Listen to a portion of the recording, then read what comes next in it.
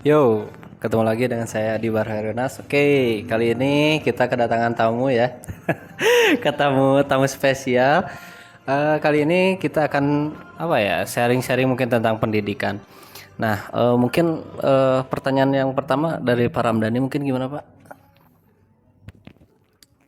Oke, kita ngobrol santai aja. Maksudnya eh, sekarang kan kita melihat dengan situasi dan juga kondisi fakta di lapangan per hari ini, bahwasanya memang tong ditutup oke maksud bisa ada aja. Lanjut ya. Ya kali ini kita akan ngobrol santai aja terkait dengan gimana sih perjuangan guru untuk apa istilahnya mengajar murid-muridnya di sekolah. Maksudnya mengejar gimana Pak? Nah, ini kan Lompatan. enggak. Ini kan jadi gini, Pak. Terkadang orang-orang di luaran sana itu hanya menilai dari hasilnya saja tanpa melihat proses. Nah, maksudnya ya kan jadi salah satu hal nu mestina dibahas supaya naon supaya ketika memang dalam proses pengajaran dan juga pembiasaan terhadap peserta didik itu tidak hanya dilakukan ku guru hungkul, tapi maksudnya kudu aya bentuk kerjasama naoge. Nah makana hal itu perlu kurang bahas gitu bebarengan. Ya, salah satunya sekarang itu kan kita akan bahas tentang perjuangan guru untuk mengajar siswa itu seperti apa. Kebetulan kita juga sudah eh, datang narasumber kita, ya bukan narasumber sih sebetulnya ini bagian dari tim juga. Jadi kita akan ngobrol-ngobrol nih. Kebetulan jadi Bu Yuli ini namanya Bu Yuli. Bu Yuli ini ngajarnya itu lumayan jauh Pak ternyata. Bayangkan saja dari Cicalengka dari ujung ke ujung. Ini kan sekolahnya kita tuh di Antapani ya, Bandung Kota. Ini lumayan. Nah ini kayaknya menarik nih kalau untuk dibahas. Jadi lebih ke apa ya? Gimana sih Bu kesan dan pesan ibu khususnya dalam proses perjuangan ibu untuk ngajar ke SD? Apakah nggak capek gitu Bu? Apakah ada apa nih? Kenapa ngambil yang jauh dibanding yang dekat? Aduh, gimana ya saya ngejawabnya? Eh, ya gimana ya Pak? Saya sih ngerasanya kayak mau jauh ataupun dekat itu sama aja sih ya sebenarnya ya mungkin sebagian orang kayak Bu itu kan jauh gitu Bu gitu udah terbentang jarak kayak harus macet-macetan segala macam apalagi tuh kan ya di Cibiru itu gitu kan itu hal yang luar biasa gitu kan ya tapi ya dinikmatin aja sih Pak karena setelah ibaratnya kita bangun tidur gitu kan emang badan kondisinya capek gitu kan emang lagi capek tapi anehnya ya Pak udah sampai sekolah tuh seneng aja gitu kayak oh rasanya lihat anak-anak seneng gitu kan kayak nyapa ibu atau gimana gitu itu seneng aja gitu jadi kayak ya emang sih kalau perjuangan jadi seorang guru tuh emang bener-bener Nggak bisa diucapkan dengan kata-kata ya. iya bener, emang bener-bener hebat banget luar biasa. Makanya saya juga salut gitu sama guru-guru yang ada di luar daerah terutama ya Pak yang kayak ibaratnya harus melintasi sungai atau apa gitu yang di pedalaman-pedalaman itu tuh saya ngerasa kayak saya seharusnya bersyukur gitu. Karena saya rintangannya cuma segitu aja gitu loh. Dibandingin guru-guru yang di luar sana. Mungkin itu aja sih. Oke, ya cukup ini menarik juga ya. Soalnya ya kita bisa tahu bahwa di Bandung itu hampir sama kayak Jakarta sekarang ya. Macetnya, mungkin ya panasnya, katanya Bandung itu dingin banyak ya teman-teman kita dari Pulau Jawa yang ke sini itu katanya Bandung itu dingin. Ternyata keadaannya seperti ini. Tapi ya mungkin Bandung lagi sedih karena guru tidak dihargai. Enggak sih, mungkin ini guyonan aja. Ya mungkin Bu, kalau misalnya seperti itu, apakah setiap orang bisa menjadi guru Bu, atau hanya orang-orang tertentu saja? Menurut saya sih semua orang itu berhak memilih pilihannya ya. Entah itu dia mau menjadi seorang guru atau tidak gitu. Tapi menurut saya semua orang itu bisa menjadi guru. Karena guru itu apa ilmu yang kita dapat tuh bukan hanya dari sebuah pendidikan aja gitu kan, dari pengalaman hidup pun itu bisa gitu loh. Makanya semua orang menurut saya ya itu bisa gitu menjadi seorang guru. Mungkin segitu sih. Ya, mungkin ya menurut saya gitu ya Bu, tidak semua orang itu jadi apa gak bisa jadi apa profesi guru. Soalnya ya kita bisa tahu perjuangan seorang guru itu sangat berat Bu. Nah dari sisi itu juga sering kali gitu ya kita bisa lihat, kita tidak bisa menutup mata juga bahwa guru itu apa ya, penghasilannya mungkin ya, gajinya juga itu sangat kecil gitu. Kita realistis saja, banyak orang-orang di sana mengejar untuk materinya, untuk ke sisi apa ya, apa ya, apa namanya, untuk terjun langsung menjadi seorang guru itu keikhlasan. Nah itu keikhlasan, terus berani untuk waktu, raganya itu menjadi dikorbankan, itu menurut saya sulit juga sih Bu gitu. Nah tapi mungkin dari Ibu pendapatnya seperti itu, pendapat saya seperti itu sih, berbeda-beda mungkin ya Bu gitu. Cukup menarik ya bahasan terkait dengan perjuangan seorang guru untuk apa proses mendidik peserta didik itu ternyata tidak mudah. Tapi maknanya yang dapat saya apa ambil kesimpulan dari perbincangan barusan itu ternyata eh, keikhlasan adalah menjadi sebuah kunci utama. Ibaratnya kalau misal kita tuh udah ngerasa enjoy, dinikmati gitu kan terkait dengan profesi yang kita jalani. Ini sebetulnya profesi apa ya? Bisa dikatakan profesi, bisa juga enggak. Karena semua profesi lahir dari sini sebetulnya. Nah, terkadang orang-orang terlena dengan hal seperti itu. Kurang kesadaran bahwasanya peran guru di sini itu sangat penting. Maknanya ya bisa kita jadi kan kesana teh lebih ke naon sih guru, naon sih ya padahal secara tidak disadari guru itu berperan penting mau tidak mau diakui ataupun tidak. Orang-orang yang katakan hari ini sukses itu tidak terlepas dari proses pendidikan oleh seorang guru. Nah makanya itu perlu diketahui bahwa sana merenan guru di dia teh ulah dipelong kurtina hasilna hungkul tapi prosesnya kumaha. Nah pesana merenan bisa oge terus untuk guru-guru yang di daerah terpencil ataupun dimanapun mereka berada tetap semangat, intinya itu karena memang ini merupakan sebuah profesi yang sangat mulia yang mau tidak mau ini mesti kita apa ya nikmati aja, enjoy my life. Kayak seperti yang dikatakan sama Bu Yuli, terkadang kita ngerasa capek tapi rasa capek ini akan hilang ketika kita sudah sampai di sana. Terkadang peserta didik menjadi sebuah hal yang menjengkelkan tetapi sekaligus menjadi sebuah obat juga buat kita. Menarik kalau gitu sih. Cuman memang maksudnya terkait dengan perjuangan seorang guru dalam proses pendidikan itu lebih ke kira-kira tanggapan pemerintah terhadap situasi dan kondisi seperti ini itu bakalan seperti apa.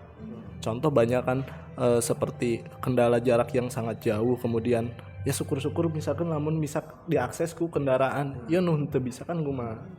Kira-kira cik menurut pandangan kalian kumaha terusus merenan pemerintah tuh harusnya seperti apa terhadap seorang guru yang memiliki notabene peranan penting dengan kendala jarak dan lain-lain. Dari Bu Yuli dulu mungkin. Ya, yang saya harapkan dari pemerintah itu lebih ke apa ya, tolong bisa dipermudah aja gitu soal transportasi ya, kayak ibaratnya cara mengatasi macet tuh ya tolong gitu, ibaratnya akses jalannya diperbaiki. Nah, di kota-kota itu kan kayak sekarang udah banyak jalan yang bolong itu kayak macet gitu. Tapi kalau di desa itu ya tolong perhatikan gitu, kayak guru-guru yang ibaratnya gaji nggak seberapa ya Pak gitu. Kayak saya juga miris sih ngelihat kayak guru yang jalan kaki atau gimana, ya minimal pemerintah tolong perhatikanlah, ibaratnya kasih inventaris kendaraan gitu kan, minimal gitu ya Pak. Setidaknya itu akan sangat membantu, akan sangat memudahkan guru di luar daerah gitu loh, yang daerah-daerah terpencil gitu kan Pak. Itu sih. Ya, saya sepakat banget gitu ya dengan argumennya Bu Yuli gitu. Bahwa guru itu ya perlu inventaris gitu ya. Sekarang kita bisa lihat mungkin guru juga dapat inventaris laptop ya yang di pedalaman. Tapi ya mungkin itu juga kita terima kasih mungkin buat pemerintah. Tapi ya kita bukannya kurang, ya emang kekurangan, emang kekurangan gitu ya. Bisa, nah, iya. Rada nyepret ya. Jadi emang kekurangan gitu, misalnya di pedalaman itu emang kita bisa lihat bahwa apa ya, akses buat jalan ke sekolah itu sangat prihatin. Bisa dilihat nanti mungkin saya menampilkan jalan yang tragis gitu ya, ke akses ke jalan yang ada di desa mungkin. Nah, mungkin untuk di kota itu bisa disiasati karena ada apa, kendaraan umum ya Pak, kita bisa membuat kartu guru apa gitu ya. Mungkin buat apa ya, e-money atau yang sejenisnya gitu, buat mungkin akses ke transportasi umum itu lebih dipermudah mungkin ke situ. Nah mungkin pendapat saya itu Pak. Terus yang tadi apa pertanyaan Pak? Lupa lagi. Ya mungkin untuk guru itu lebih dihargai lah, lebih dihargai, maupun yang di kota maupun di desa itu hak dan kewajiban sama, dan fasilitasnya juga wajib untuk diperhatikan dan minimal sama lah. Kalau di perkotaan tadi yang saya bilang dari sisi cara dapat mungkin bayarnya mungkin, terus di desa dapat inventaris motor mungkin lah, itu bisa bisa dipertimbangkan mungkin dari pemerintah. Nah mungkin kita bisa dibandingkan lah satu sama lain dengan pekerjaan yang ada di desa Pak. Nah di desa kepala desa sudah memiliki motor yang plat merah gitu kan.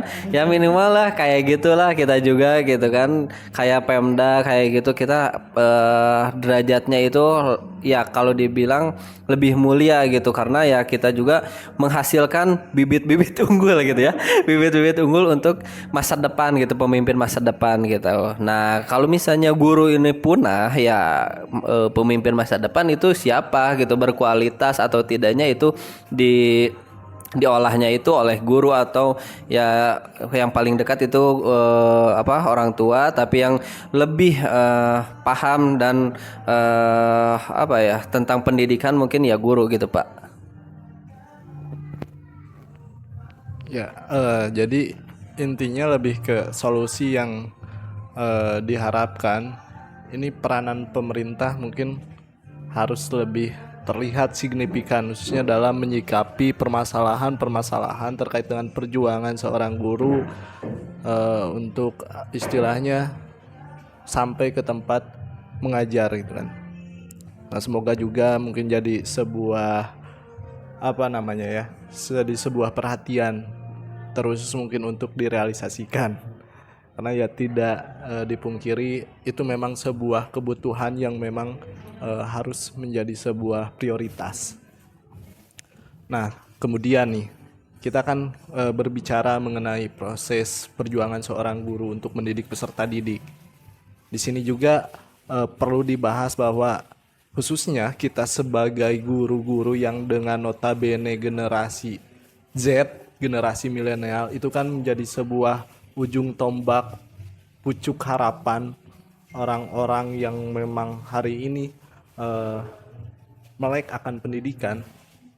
Itu kan lebih ke semoga dengan adanya guru Gen Z dan lain-lain istilahnya ya, itu menjadi sebuah perubahan signifikan untuk peranan proses pendidikan.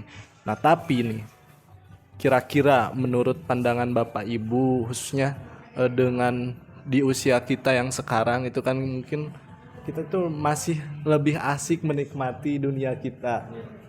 Tapi di sisi lain kita ada tuntutan, ada hal-hal yang memang harus diprioritaskan. Nah, cara memanage waktunya supaya kita istilahnya dalam segi kinerja profesional, dalam segi menikmati kehidupan juga dapat gitu. Itu gimana sih? Agak apa ya? Menarik nih untuk dibahas. Ya, boleh dari saya juga dulu mungkin ya.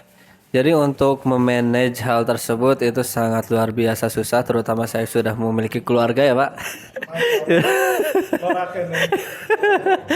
Ya, iya. Jadi ya kita bisa memanage, kita pendidikannya jangan lupa, hiburannya juga jangan lupa gitu kan, terus ke keluarga jangan lupa gitu kan. Nah kita terutama saya memanagenya itu kita bereskan satu persatu dulu. Misalnya sekarang tugas sekolah misalnya. Kita rampungkan dulu, misalnya bikin modul, bikin apa, kita bereskan dulu. Setelah itu kita mau lanjut mungkin mau ke keluarga dulu atau liburan sama keluarga itu bisa kan? Ya bisa juga seperti itu. Jadi kita menyiasatinya itu banyak cara lah gitu. Tapi ya yang pertama itu harus beres dulu tugas pokoknya gitu. Sebagai guru itu ya kita tidak bisa berleha-leha gitu karena waktu itu terus berjalan gitu kan. Umur pun terus berkurang, itu kan salah satunya menjadi pecut lah buat kita gitu. Kalau kita menyia-nyiakan waktu secara percuma itu sayang juga menurut saya gitu Pak. Nah untuk itu cara mungkin dari saya seperti itu. Kalau Bu Yuli gimana gitu? Ya, saya sependapat sih sama Pak Adi tadi. Saya juga sama, di samping saya sebagai guru, saya juga ya di sisi lain saya sebagai mahasiswa juga. Ya itu akan sangat sulit juga ya, kayak kerja sama kuliah gitu. Saya harus menyeimbangkan nih, harus membagi waktu di mana saya untuk bekerja, di mana saya untuk mengerjakan tugas gitu. Kalau saya menyiasatinya membagi waktu dengan cara saya menyelesaikan tugas di sekolah dulu. Nanti kalau sudah tugas yang di sekolah saya selesaikan sebagian, ada waktu luang, mungkin saya bisa menyelesaikan tugas saya di kuliah. Itu juga masih keteteran sih Pak.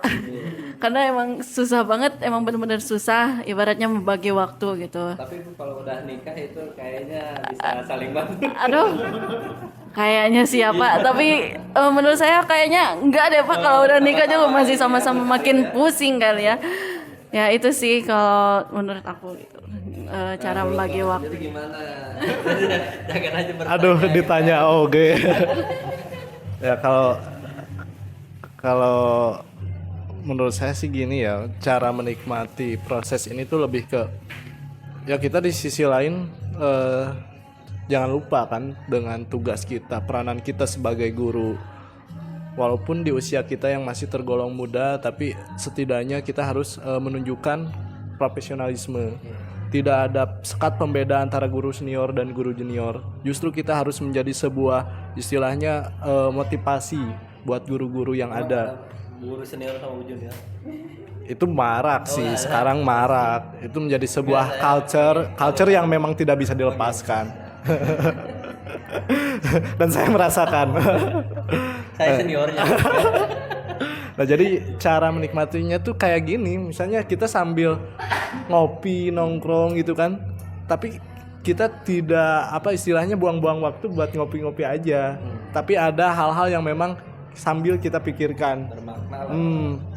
Kita usahakan apa yang kita usahakan tersemogakan. Nah itu kan prinsipnya.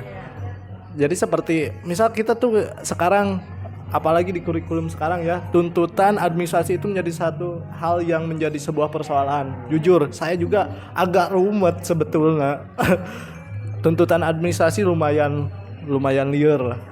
Tapi gimana caranya orang supaya bisa menikmatinya dengan enjoynya, salah satunya kita bisa mengerjakan sambil ngopi. Itu kan passion anak muda kan. Iya. Cuman gimana misalnya kalau ngopinya terlebih dahulu tapi tugasnya nggak selesai gitu ya. Iya, ya itu kembali ke dirinya pribadi sih sebetulnya. Ya kalau saya sih seperti itu, maksudnya lebih ke kita prioritaskan apa yang menjadi sebuah prioritas terlebih dahulu. Ya tanggung jawab guru itu mungkin ya. Nah itu.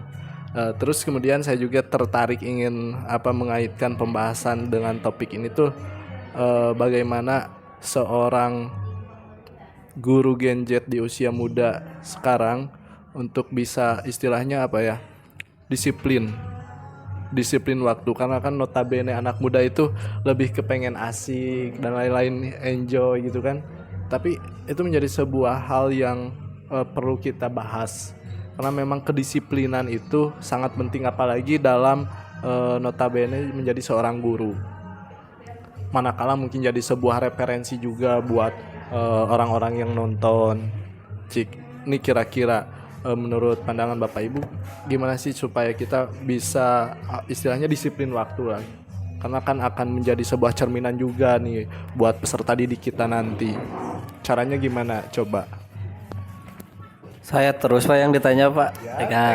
Iya, nanti saya pengen nanya Pak. Ya mungkin untuk disiplin waktu dari saya, ya yang pertama tadi Pak, untuk tugasnya itu harus selesai terlebih dahulu. Saya gak bisa misalnya nanti tugas Pak. Kalau misalnya seperti itu nanti saya keteteran, misalnya hari ini tugas A ini belum selesai, hari berikutnya ada tugas B, itu salah satunya menjadi beban juga buat kita Pak gitu. Jadi ya kita juga nggak have fun lah buat kerja sebagai guru atau kerja yang lainnya juga sama seperti itu sih. Nah untuk disiplin waktu, saya akan membagi waktu Pak, misal pagi sampai siang itu tentang sekolah, siang ke sore itu ke keluarga. Nah malamnya kita bermurung melamun Pak. Melamun apakah tadi? Melamun. Aduh tadi saya udah ngapain, capek banget gitu mungkin. Ya waktu istirahat sih Pak, mungkin dari sore ke malam itu waktunya istirahat saya, dan quality time mungkin sama teman-teman atau keluarga bisa juga sih Pak. Kalau seperti dari saya itu sih.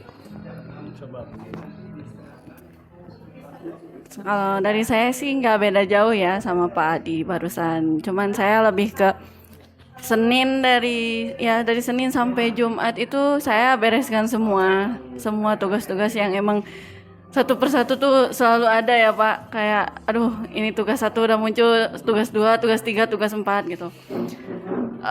Sebisa mungkin sih saya men-schedule itu semua gitu loh.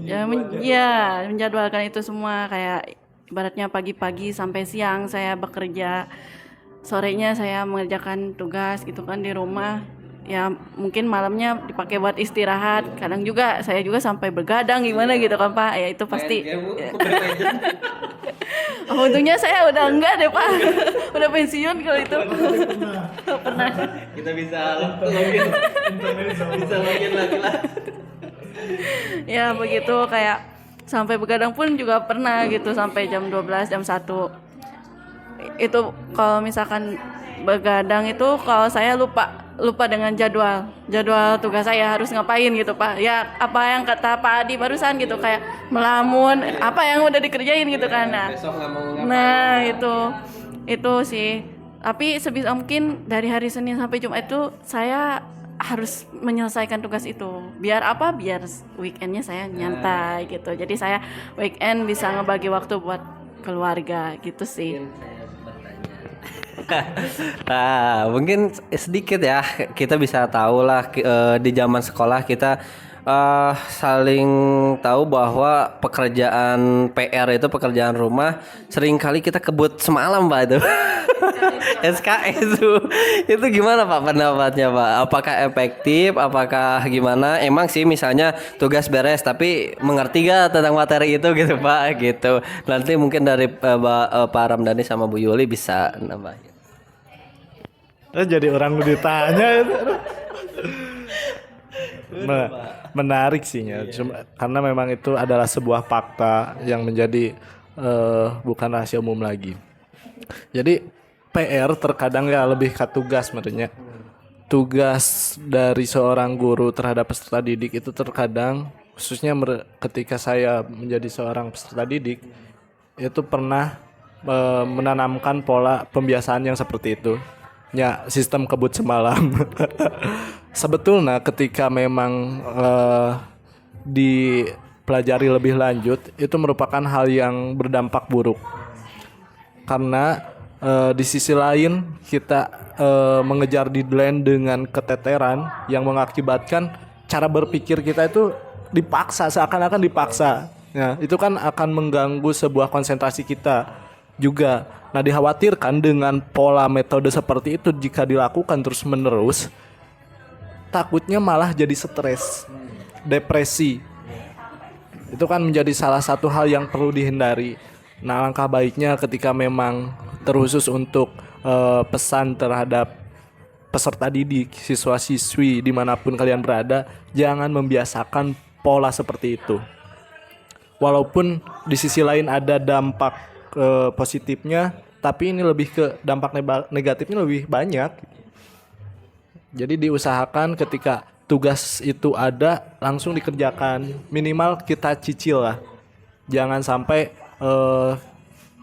ngejar deadline di akhir gitu kan. Keteteran juga, capek dan lain gitu sih kalau menurut saya. Saya setuju sama Pak Adi barusan. Saya juga sependapat ya buat para peserta didik, kalau kalian misalkan banyak dikasih tugas itu tolong diselesaikan sesegera mungkin, jangan sampai ditumpuk-tumpuk kayak tumpukan apa ya Pak. Kalau percaya sistem kebut semalam itu amat sangat buruk efeknya Pak. Bukan hanya menuntut diri kita buat harus berkonsentrasi sepenuhnya gitu kan. Itu sangat-sangat menekan gitu Pak. Itu berakibatnya jadi pusing ke kitanya, jadi nggak enak gitu kan. Tidur juga kayak ambang-ambang gitu loh Pak. Ya itu sih kalau menurut saya gitu. Jadi ya saran dari saya harus kerjakan sesegera mungkin. Kalau bisa dicicil ya nggak apa-apa, cicil aja, kerjain minimal satu soal aja dulu juga nggak apa-apa gitu loh. Yang penting jangan biasakan sistem kebut semalam itu. Ya mungkin ya waktu sudah ini Pak udah cukup apa ya lama mungkin ya kita buat diskusi, bisa lanjut ke lain waktu, mungkin kita tetap mungkin di channel kita.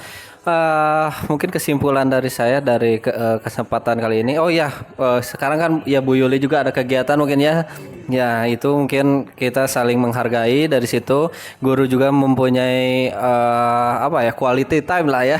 Quality time-nya yang pertama terima kasih gitu buat Bu Yuli telah hadir pada kesempatan kali ini.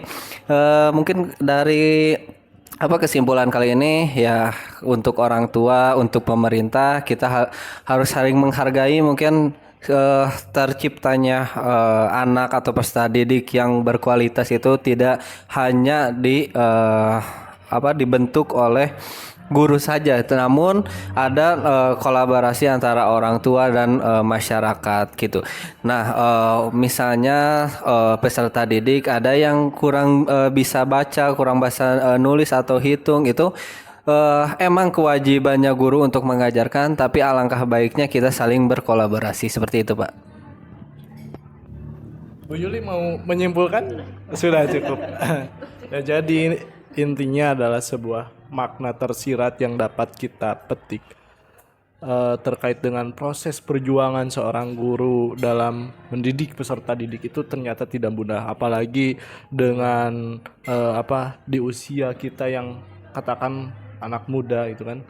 Terkadang kita terlena dengan passion kita ya, tapi intinya itu sih, lebih ke kita harus bisa menikmati dengan ikhlas, enjoy, jangan menjadikan sebuah beban tersendiri gitu kan. Dan kemudian terkhusus untuk peranan pemerintah dalam konteks perjuangan seorang guru, diharapkan ini menjadi sebuah hal yang dapat dipertimbangkan untuk kedepannya, karena memang ini sebuah fakta di lapangan, khususnya kendala-kendala yang dialami oleh para guru-guru itu banyak jenisnya, dan itu menurut saya perlu lakukan secepat mungkin. Dan juga untuk masyarakat umum, stakeholder yang terkait di sini itu harus menjadi sebuah kesadaran tersendiri, karena memang di balik makna proses perjuangan seorang guru itu intinya adalah tidak bisa hanya mengandalkan guru untuk mendidik peserta didik yang berkualitas. Seperti yang telah Pak Adi sampaikan barusan, kita harus ada sebuah bentuk kolaborasi, aksi nyata juga mungkin dari khususnya masyarakat. Jadi jangan hanya berpandangan bahwa proses mendidik itu hanya dilakukan oleh guru, tetapi semua orang juga berperan penting. Dan semoga obrolan yang kita hari ini diskusikan, walaupun ya gini-gini aja sambil santai ngopi-ngopi, mudah-mudahan datang ke Raci Kopi. ya kita sepil nih tempatnya di mana ini? Di Raci Kopi di daerah Meraci Kopi daerah Cicalengka, dekat stasiun Cicalengka. Nah, mudah-mudahan ada makna yang dapat kita ambil dari perbincangan kali ini. Dan untuk konten-konten selanjutnya tetap stay tune di channel Putih Merah, karena ada beberapa hal yang masih sangat banyak untuk dibahas, dan juga terkait dengan passion seorang guru yang baik seperti apa, cara berpenampilan dan lain-lain. Tetap pokoknya stay tune di channel Putih Merah. Mungkin cukup sekian dari kami. Bila taufiq wal hidayah, wassalamualaikum warahmatullahi wabarakatuh. Semoga jangan habis, semoga jangan habis memorinya itu. yang paling jadi Berapa podcast menit? setengah jam. Kalau habis